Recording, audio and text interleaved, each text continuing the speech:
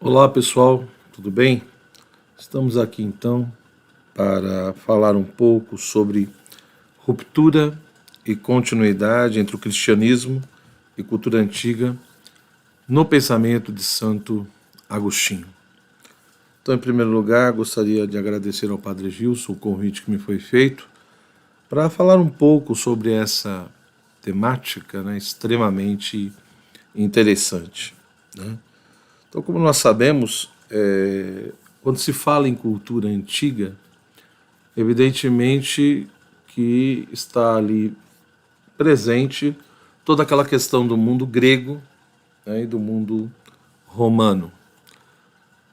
Ora, a relação do cristianismo com a cultura grega, com a cultura romana, como nós sabemos, foi uma relação intensa, foi uma relação profunda, né? Primeiramente, todo o encontro da fé cristã, da fé católica, com a cultura helenística.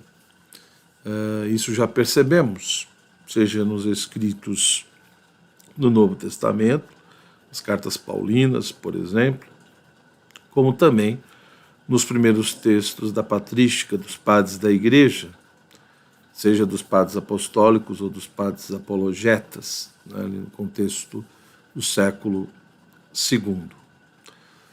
E, portanto, o cristianismo não só teve todo um contato com a tradição judaica, proveniente do próprio judaísmo, como nós sabemos, tendo elementos do judaísmo na própria questão da tradição cristã, mas há esse encontro profundo do cristianismo com o helenismo e também com a cultura romana.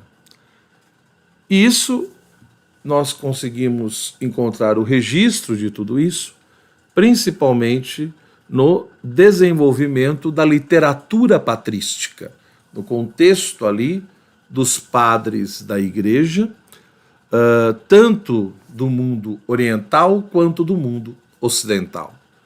Então, tanto a patrística oriental, de maneira peculiar a patrística grega, como também a patrística latina, no contexto ocidental, vai registrar esse intercâmbio, esse diálogo entre cristianismo e cultura antiga, seja no seu aspecto grego como no seu aspecto romano.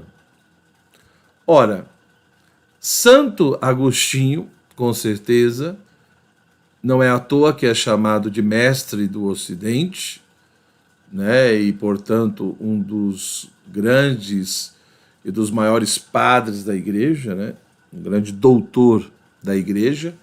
Nos escritos de Santo Agostinho, seja nos seus sermões, nas suas cartas, ou nas suas grandes obras, como as Confissões, a Cidade de Deus, o seu De Trinitate, etc., como também nos seus diálogos filosóficos, enfim, e outros textos, ele que teve uma produtividade intelectual extremamente intensa, como nós sabemos, nós encontramos a presença dessa cultura antiga, desse mundo antigo. Evidentemente, Santo Agostinho, que nasce no ano 354 e morre no ano 430, portanto, justamente na segunda fase da patrística, nesse período áureo dos padres da Igreja, ele, com certeza, no primeiro momento, é um romano. É alguém que está profundamente embebido da cultura romana, seja no seu aspecto linguístico, toda a questão do latim, como também no aspecto literário, as obras, os textos conhecidos por Agostinho, o tipo de escola que frequentou, como também no aspecto filosófico e religioso. Então, Agostinho, de fato, ele é um romano, e vários comentadores da sua obra chamam a atenção para isso. Alguém poderia perguntar, mas professor, então ele não teve tanto conhecimento da cultura grega, já que ele mesmo reconhece todo um débito, por exemplo, em relação à tradição platônica, né? Como ele descreve e narra nas suas confissões, de maneira peculiar. No livro 7º das Confissões, ele chama a atenção para isso, como que ao ler os livros dos platônicos, aquilo, né, a leitura desses textos, lhe ajudou profundamente para que ele pudesse, digamos assim, mudar a sua maneira de ver o mundo, de buscar a verdade, de compreender Deus, a própria realidade, etc, etc. Então, o que precisa ficar claro é que, por mais que ele tenha tido um certo conhecimento da tradição grega, da filosofia grega e da cultura grega, com certeza foi por intermédio, né, pela mediação da estrutura romana, né, do contexto romano que ele estava inserido. Tanto que ele mesmo reconhece que não tinha tanta familiaridade com o grego, mas dominava muito mais o latim, né? E, portanto, os textos que lia eram textos, né, escritos em latim, e se eram textos de cultura grega, eram traduções, né, do grego para o latim. Então, de fato, enfim, na obra de Santo Agostinho, nós vemos claramente isso, ou seja, na sua vida, na sua obra, na maneira como ele nos apresenta tudo isso, nós já encontramos esses elementos, né? Você, por exemplo, lendo as Confissões de Santo Agostinho, ou mesmo seus diálogos filosóficos, nós vemos essa presença da literatura, né, dos textos da literatura romana, né, da mesma forma que elementos da filosofia grega, principalmente ali referências ao ceticismo dos acadêmicos, né, aos epicuristas, aos estoicos, como também a tradição platônica, principalmente o que nós chamaríamos hoje de neoplatonismo, com a figura de Plotino. Da mesma forma que a referência, né, a autores extremamente importantes no contexto da cultura romana, como Cícero, né, como ele mesmo reconhece que ao ler na sua juventude uma obra de Cícero chamada Hortensius, que era uma verdadeira exortação e elogio à filosofia, comparada ao Protréptico de Aristóteles, né? Ao ler aquela obra, aquilo lhe despertou para a busca da verdade, para aquele amor todo à sabedoria, né? Então, de fato, da mesma forma que nós encontramos nas obras de Agostinho há referências a grandes autores romanos como Terêncio, né? A famosa Enéida de Virgílio, né? Um grande autor como Virgílio, certo? E tantos outros no contexto ali romano. A referência a toda uma mitologia romana, por exemplo, que também pressupunha toda uma mitologia grega, etc. Então, o mundo de Agostinho é um mundo permeado por essa cultura romana e por uma cultura grega que ele teve um certo conhecimento, por intermédio desse contexto e dessas instituições romanas, né? E, de fato, na sua obra nós vemos uma certa, não só influência, né? Ou seja, querendo ou não, Agostinho acaba absorvendo determinados elementos dessa cultura antiga, né? Tanto romana quanto grega, e de fato, dentro de uma certa postura de continuidade. Então, por exemplo, nós sabemos que a questão da interioridade em Santo Agostinho é algo fundamental, não é à toa que ele é chamado de mestre da interioridade, né? Então, essa coisa do homem interior, tá certo? É uma coisa muito presente no pensamento agostiniano. E de fato, ele deixa bem claro nos seus textos que ele conseguiu, de uma certa maneira, superar aquele tipo de pensamento materialista que ele estava submetido, né? Como ele narra nas suas confissões. Durante muito tempo na sua vida, ele achou que tudo que existia necessariamente era uma substância corpórea, porque se não tivesse uma relação com o tempo, ou não ocupasse um determinado lugar no espaço, aquela coisa simplesmente não existiria, seria um puro nada. Então, para Agostinho, ele durante muito tempo pensou assim, ou seja, tudo o que existe, se de fato existe, existe como uma substância corpórea. Até Deus, portanto, se realmente existe, teria que ser algum tipo de substância corpórea.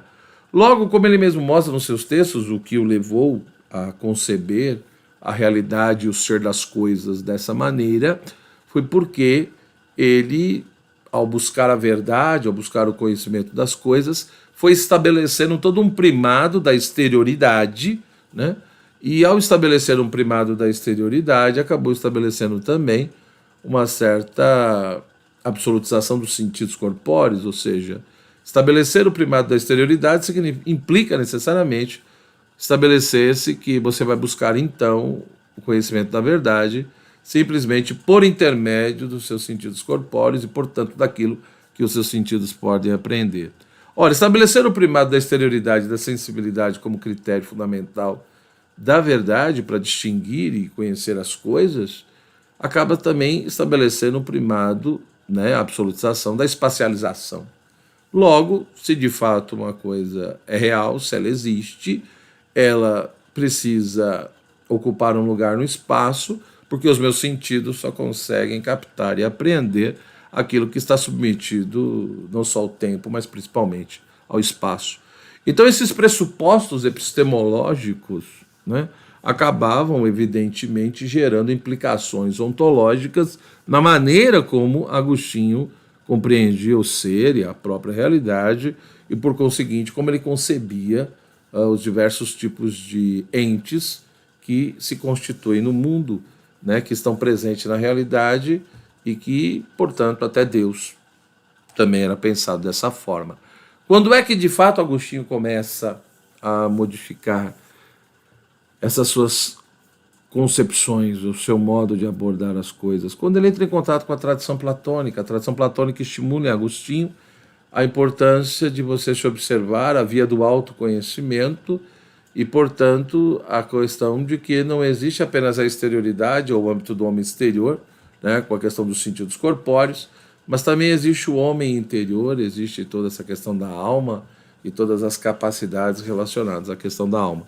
Então, o que nós percebemos nesse relato agostiniano é que, de fato, nós vemos a influência da tradição platônica ou neoplatônica sobre ele, principalmente a questão dos textos plotinianos, né, onde Agostinho, de fato, vai, a partir de tudo isso, né, cultivar profundamente essa questão da reflexividade, né, do voltar sobre si mesmo, enfim, de uma inspeção da própria alma, do próprio espírito, e tudo isso estimulado pelos textos platônicos, né?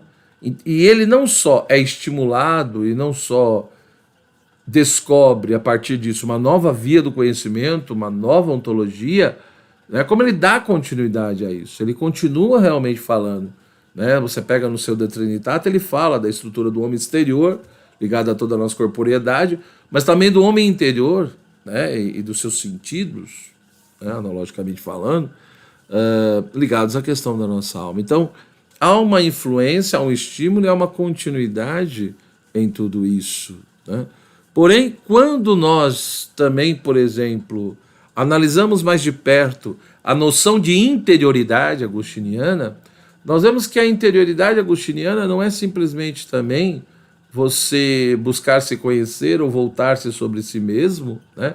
Ou seja, com certeza a interioridade agostiniana possui esse aspecto de reflexividade que já se manifestava lá no socratismo, né, e na tradição platônica, e tanto é verdade que ao ler esses textos Agostinho descobre a importância de tudo isso, e isso lhe ajuda a superar o seu materialismo, porque por intermédio dessa questão da reflexividade, da importância do autoconhecimento, Agostinho vai percebendo que a realidade não se reduz àquilo que os nossos sentidos corpóreos podem captar, mas que existe uma dimensão da realidade que nós compreendemos, captamos muito mais pelo exercício da nossa mente, do nosso pensamento, do que simplesmente pelos nossos órgãos sensoriais.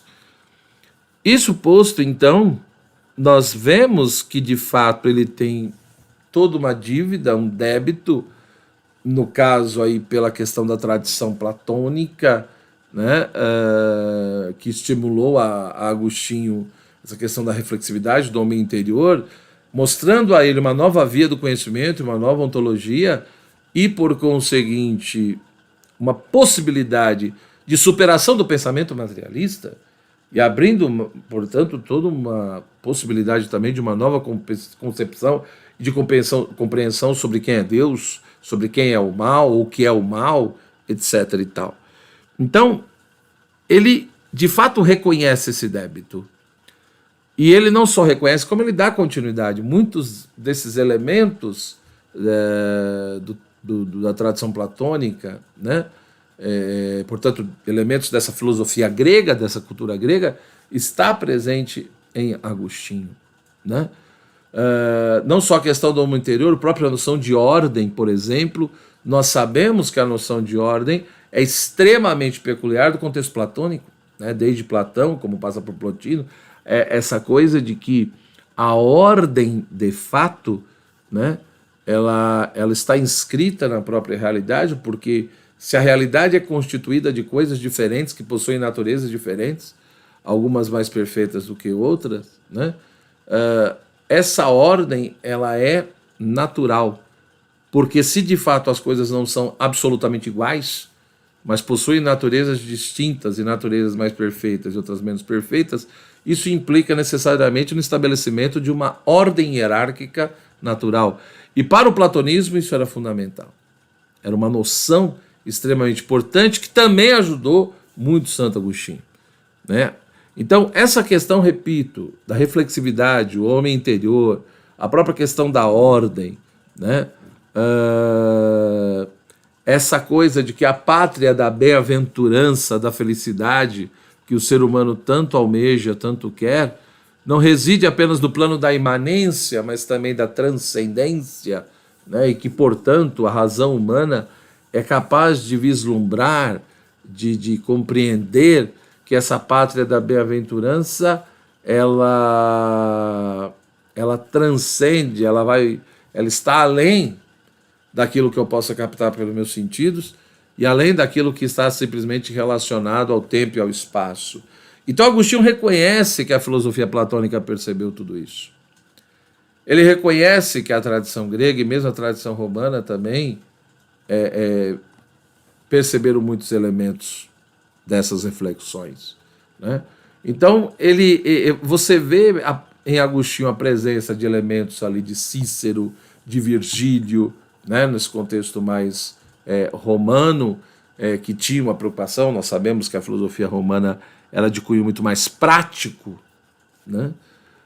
Enquanto que a cultura grega, a filosofia grega, era de cunho mais teorético, mais contemplativo, né? Reflexivo. Então nós não vamos encontrar na cultura romana ali tantos tratados de metafísica, por exemplo, mas vamos encontrar textos de ética e de política muito interessantes, né? Então isso daí mostra claramente que Santo Agostinho sabia disso. Ele que foi educado nesse contexto, né, da educação clássica, advinda ali do mundo grego, passando por essa realidade romana. Então ele que passou por esse tipo de escola, teve a oportunidade de estudar ali, né, toda a estrutura do trivium, da gramática, da dialética, da retórica. Ele que foi professor de retórica depois. Da mesma forma, a possibilidade de estudar aritmética, geometria, música, como também a questão da astronomia e elementos da própria filosofia. Enfim, ele passou por uma estrutura de escola, né, que pressupunha, né, toda a questão da paideia grega, da educação do homem grego, da maneira de conceber a própria educação, que foi incorporada, querendo ou não, pela humanitas romana. Essa ideia de formar o homem universal e colaborar para realmente, no processo educacional, possa se ajudar ali o ser humano, a criança, a desenvolver todas as potencialidades da sua natureza. Então essa ideia, né, de formar um homem universal que busque toda a plenitude do seu ser, desenvolvendo todas as suas potencialidades naturais, isso está presente, seja na paideia grega ou na Humanitas Romana, e é nesse contexto que Agostinho foi educado. Né? Tanto que ele tinha inicialmente ali todo um projeto de produzir uma enciclopédia liberal cristã, né? Uma enciclopédia das artes liberais, mas numa perspectiva cristã. Enfim, depois ele nunca terminou totalmente esse projeto, poucos textos que ele acabou. Então é inegável, repito, a relação dele com a cultura grega e romana, né? E principalmente lembrando a grega por intermédio das estruturas romanas, ele que era um romano, toda essa relação com o contexto da cultura latina. Então a influência, o estímulo foi muito forte e também numa postura de continuidade, né? Ou seja, repito, a noção de homem interior, a noção de ordem, né? Essa coisa de uma pátria da bem-aventurança no âmbito da transcendência, nós encontramos esses elementos em Platão, em Plotino. Da mesma forma, né, que Agostinho também vê a noção de lei natural, que era muito presente, muito discutida e debatida no contexto romano. Tá? Agora, o que é interessante, analisando tudo isso com calma, me parece que realmente ele foi influenciado e dá uma certa continuidade a esses conceitos, a essas noções, ou seja, é muito difícil compreender o pensamento agostiniano, levando em consideração o conceito de ordem, o conceito de homem interior e de homem exterior, né? A própria noção de bens como aquilo que é mais elevado e sublime na alma humana, noção de bens de mente que está intimamente ligada, associada à noção de nous, né? no pensamento de Plotino, por exemplo. Então, essa ideia do homem como, né, alguém que vem de um princípio e retorna a esse princípio, né, que era bem aquela coisa do platonismo, do neoplatonismo, tudo vem do uno e tudo retorna para esse uno. Então essa ideia é de uma relação de peregrinação e da necessidade de ascese, ao mesmo tempo de total dependência desse princípio originário. Isso também está presente no pensamento grego, né, na cultura grega e de uma certa forma em alguns autores romanos, né? Essa coisa de que a ética, né, depende de uma certa concepção metafísica, de pressuposições metafísicas, né? Então, fazer uma ética sem base metafísica, isso era muito confuso. Então, quer dizer, tanto Platão quanto Plotino, ali no mundo antigo, já chama a atenção para isso, né? Para essa relação entre ética e metafísica, entre ética e teoria do conhecimento. E Agostinho percebe tudo isso, ele percebe essas articulações, essas conexões, e não só, repito, vai ser influenciado, como tudo isso vai acabar servindo de base e de todo um referencial teórico para que ele mude, digamos assim, o seu modo de pensar e a sua maneira de interpretar a realidade. Porém,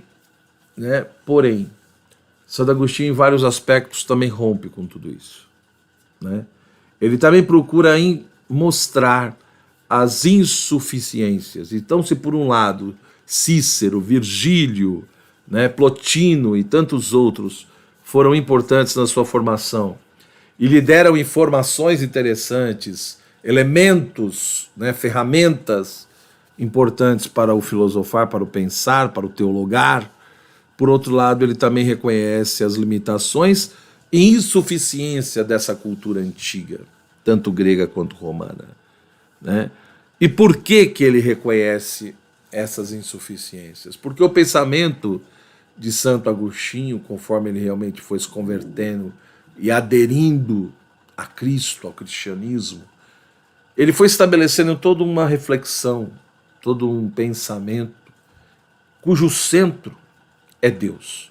O pensamento agostiniano, ele se desenvolve, ele vai amadurecendo e ele é articulado a partir de um ponto central, e esse ponto central é Deus. A grande questão para Santo Agostinho é Deus. né? Então, quando ele fala sobre o cosmos, sobre o mundo, sobre o homem, né? Ou sobre a sociedade, a política, ou sobre o problema do mal, da liberdade, do livre-arbítrio e tantas outras coisas, ele tem como referência e ponto central Deus. É a ideia de que Deus ele não é apenas o princípio ontológico de todas as coisas, o princípio criador de todas as coisas, mas ele também é o princípio gnosiológico de todas as coisas.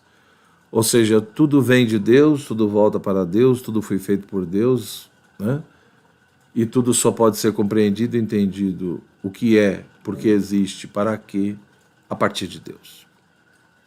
Então é por isso que Santo Agostinho vai fazer um esforço enorme para constituir um tipo de pensamento tendo como pressuposto, né, e como referencial principal Deus. E é por isso que o pensamento agostiniano, muitas vezes me perguntam isso, né? Professor, mas Santo Agostinho é mais filosofia ou teologia?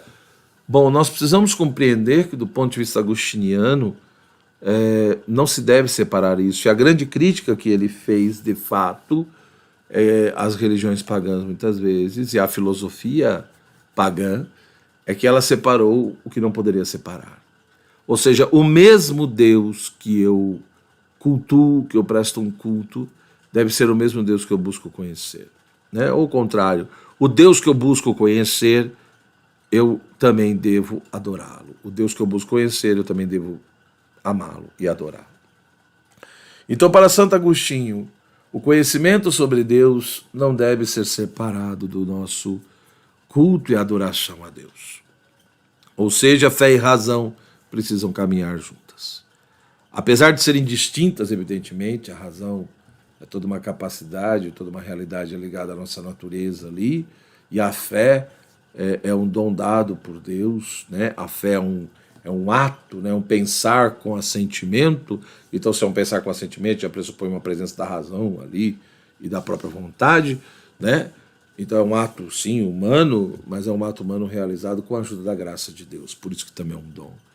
Então a fé, ela é distinta da razão, porém não se contradizem, não se opõem. Por isso que Santo Agostinho é um dos primeiros a usar a expressão filosofia cristã, mas para ele a expressão filosofia cristã é como se fosse sinônimo do próprio cristianismo. Então para ele o cristianismo não é só a verdadeira religião, mas também é a verdadeira filosofia. Se o cristianismo é a verdadeira religião, é a verdadeira filosofia, então o modo de buscar a verdade deve mudar. Ou seja, a filosofia pagã, ela teve o seu valor, ela teve a sua importância, até que de fato o verbo de Deus se fez carne e habitou entre nós. Agora, a partir da encarnação do verbo de Deus, isso não quer dizer que nós não devamos mais filosofar ou buscar a verdade usando a nossa razão. Não quer dizer que a gente tem que abrir mão disso. Mas o modo como buscamos a verdade, a maneira como usamos a nossa razão tem que se modificar. Ou seja, a filosofia não pode significar mais simplesmente um esforço meramente racional, né, onde eu busco a verdade apoiado só nisso. Ou seja, para Santo Agostinho, aquele que é batizado, aquele que aceita Cristo, não tem que abrir mão da sua razão, da sua inteligência, mas por outro lado também não pode ser um racionalista. Não pode ser um arrogante achando que somente com a sua razão ele poderá compreender tudo e entender a totalidade da verdade. Ou seja, o cristão é aquele que acolhe o dom de Deus, se abre à fé, à graça, e, portanto, ao fazer isso, ele não deixa de ser um ser racional, ele não abre mão da sua razão, mas, ao mesmo tempo, ele também procura ter uma razão humilde, né? Uma razão que se permite ser iluminada pela fé e pela graça. Então, aqui já vemos várias mudanças e rupturas feitas por Santo Agostinho. Na época dele, como todos nós sabemos, a definição e delimitação do que é filosofia e teologia no contexto católico cristão ainda não está totalmente estabelecida. Então, são coisas que se misturam. E para ele é assim. Fé e razão devem caminhar juntos. Filosofia e teologia, no fundo, estão juntos. Então, quando ele chama de filosofia cristã ali também já praticamente também quer dizer teologia, né? Então, essa é a maneira como ele vê as coisas. Então, não é que tem filosofia e tem teologia. Está misturado o conceito. O que existe é a doutrina cristã, o que existe é a religião cristã. Depois, no contexto medieval, São Tomás e outra que vão delimitar isso, dizendo que filosofia é uma coisa, teologia é outra. cada uma tem o seu objeto, cada uma tem o seu método, mas no contexto da patrística, como nós sabemos, isso não é tão delimitado ainda, inclusive em Santo Agostinho. Então, meus irmãos, para nós podermos finalizar aqui, o que eu poderia dizer é que, de fato, há sim toda uma influência da cultura do mundo antigo, tanto grego quanto romano, no pensamento de Santo Agostinho. Há uma certa continuidade nas questões e noções, como eu citei aqui, algumas, mas também há rupturas, né? Por quê? Porque ele desenvolve um pensamento que pressupõe que fé e razão precisam caminhar juntas, antes nós não víamos antes. Um pensamento cujo centro e ponto referencial central é Deus. E tem um outro elemento que nós não podemos esquecer. Se há uma razão iluminada pela fé e, portanto, a fé pressupõe a razão e a razão implica a fé, isso quer dizer, então, que tem noções nucleares aqui que a revelação nos mostra e que a razão sozinha nunca alcançaria. O ser humano, por um lado, ele não só foi criado por Deus. Ele foi criado à imagem e semelhança de Deus, mas ele pecou, ele caiu, ele se afastou de Deus. Então, o dogma do pecado original é uma coisa fundamental para Santo Agostinho, porque mostra que o ser humano caiu sozinho, mas não consegue se levantar sozinho. O ser humano precisa da graça de Deus. O drama humano, a existência humana, o drama da existência humana é forte, é intenso. Sozinho, o ser humano não consegue se libertar da sua miserabilidade, né? Então, é por isso que Santo Agostinho vai ser chamado doutor da graça, porque vai mostrar que a graça é gratuita, a graça é necessária e, portanto, né, o ser humano não consegue agradar a Deus, não consegue salvar, não consegue atingir a verdade apenas com as suas forças naturais. A graça não substitui a natureza, né? Por isso que para Santo Agostinho, a natureza ferida sozinha não dá conta. Eu preciso da graça de Deus. Mas essa graça, ela restaura a natureza, ela não substitui. Ela liberta o nosso livre-arbítrio, ela devolve a nós, né, toda uma restauração da nossa inteligência, da nossa vontade, de vários outros elementos da nossa vida. Então é por isso que ele mesmo no livro 7 das Confissões vai dizer isso claramente, né, que o grande problema do platonismo, por exemplo, é que eles reconheceram que existia a pátria da bem-aventurança e que essa pátria ela era transcendente, não era no plano da imanência. E ele elogia o platonismo por isso. Porém, ele deixa bem claro que a soberba, o orgulho dos platônicos não deixaram muitas vezes eles reconhecerem a necessidade da mediação. O ser humano precisa do mediador, em todos os aspectos. Ele não consegue sozinho por ele mesmo passar do sensível para o inteligível, do temporal para o eterno. E esse mediador só poderia ser alguém que realmente estivesse dos dois lados, por isso que é Cristo. Cristo que é Deus e homem, portanto, está associado tanto ao tempo quanto à eternidade, né? E ele coloca como que Cristo, de fato, nos deu e nos mostrou tantas coisas, né? Por isso que ele frisa tanto a encarnação de Cristo, porque ele diz que o Verbo encarnado nos ensina justamente o que é a via da humildade. Então, se com o platonismo ele conseguiu ir descobrindo a importância da via da interioridade, por todos aqueles elementos que eu já expus aqui, então toda essa cultura, essa tradição grega platônica ajudou Agostinho a descobrir e a elaborar a via da interioridade, mas por outro lado, né, o Verbo encarnado vem ensinar a via da humildade. E ele até se questiona por que Deus lhe permitiu entender primeiro os textos platônicos para depois entender a Bíblia. Ele diz, porque Deus queria me ensinar a diferença entre a presunção e a confissão. Os platônicos muitas vezes foram presunçosos, não reconheceram a necessidade da mediação e da graça. Mas a confissão é outra coisa, é quando eu confesso sim a grandeza de Deus e ao mesmo tempo a miséria humana e a necessidade da misericórdia e da graça. Na própria questão da interioridade para Agostinho, como eu dizia antes, não é só reflexividade. A interioridade agostiniana também né? Ela é reflexividade, um voltar-se sobre si, ela é uma inspeção da estrutura da alma, mas mais do que isso, é um movimento interiorizante. O movimento interiorizante é onde eu vou passando pelos vários degraus da alma, da vida interior, até ao ponto em que esse movimento interiorizante se transforma num movimento, né, ascensional. E é ali que essa interioridade, ela não é só reflexividade e também não é uma mera interioridade psicológica, mas é onde se transforma numa interioridade teológica. Porque nesse movimento interiorizante, o ser humano, ao percorrer todos os degraus da alma, ele constata uma presença, né, de algo no mais íntimo do seu íntimo. Esse algo presente no mais íntimo do seu íntimo, ele é mais íntimo do que a minha própria intimidade, porque ele é anterior à minha própria intimidade. E é Deus. Deus presente no mais íntimo do homem. Então veja que não é uma interioridade só reflexiva ou psicológica, é uma interioridade teológica. Então todos esses pontos, me parece que, evidente que tem vários elementos aqui que eu não entrei, mas esses pontos já mostram suficientemente todo esse processo de recepção, todo esse processo de influência e continuidade dessa cultura grega e romana em Agostinho, mas também elementos de ruptura, né, onde ele mostra a insuficiência de tudo isso, e aí é onde vem, segundo ele, a beleza do cristianismo, enquanto plenitude da verdade. Espero que tenha ajudado essa reflexão simples, básica, né, mas que os senhores possam realmente pensar a partir desse santo e grande doutor da igreja, né, como que a cultura do mundo antigo grega e romana foi muito preciosa para os padres da igreja, mas também eles tiveram a coragem de mostrar a insuficiência de tudo isso e a necessidade da fé cristã. Muito obrigado pela atenção, que Deus abençoe a cada um, e um forte abraço e até uma próxima vez. Até mais. Tchau, tchau.